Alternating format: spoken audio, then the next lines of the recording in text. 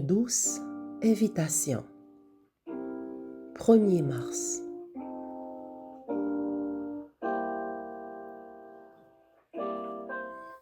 Approchons-nous donc avec assurance du trône de la grâce, afin d'obtenir miséricorde et de trouver grâce pour être secourus dans tous nos besoins.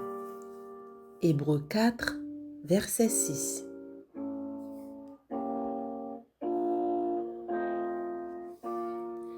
Après avoir appelé l'attention sur un Sauveur capable de compatir à nos faiblesses, l'apôtre dit: « Approchons-nous donc avec assurance du trône de la grâce. » Or, un trône supposant nécessairement un royaume.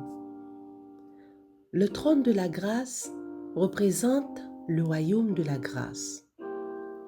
Les dons de Dieu en notre faveur sont sans limite.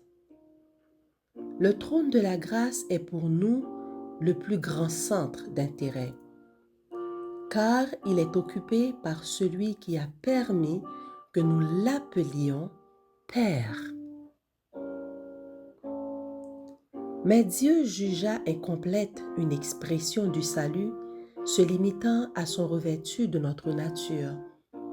Par son intercession, celui-ci nous réintroduit auprès de Dieu en qualité de fils et filles.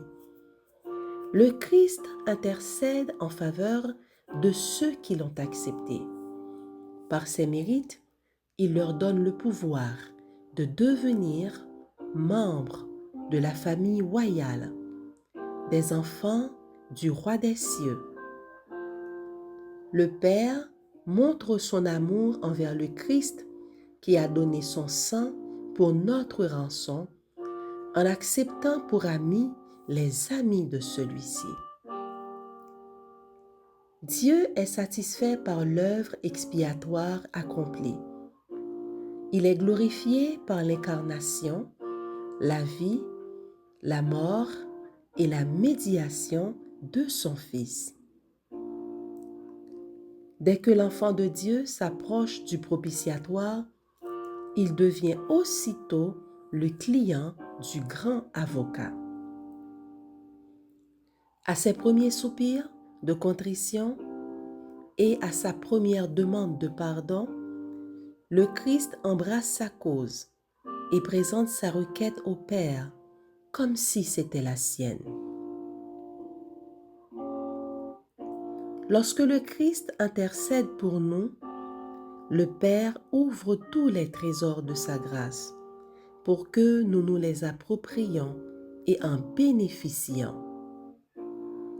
Le Christ nous dit: « Demandez en mon nom. » Je ne vous dis pas que je prierai le Père pour vous, car le Père lui-même vous aime, parce que vous m'avez aimé. Servez-vous de mon nom. Vos prières seront efficaces et le Père vous accordera les trésors de sa grâce. C'est pourquoi, demandez et vous recevrez, afin que votre joie soit parfaite. Amen.